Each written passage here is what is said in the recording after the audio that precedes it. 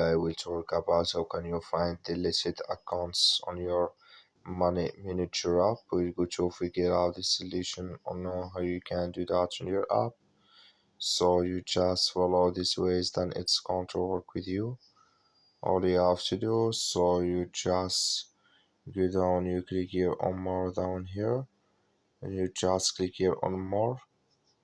So then it's going to take you to this list. It's going to show for you like this here. Then you click here on accounts.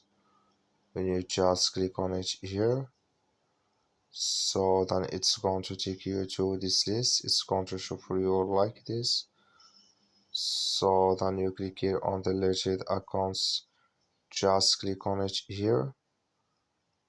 When you just click here on deleted accounts, you come to an exit here. In here you will find all deleted accounts. So that's all. Thank you for watching. Don't forget to support us by like and subscribe.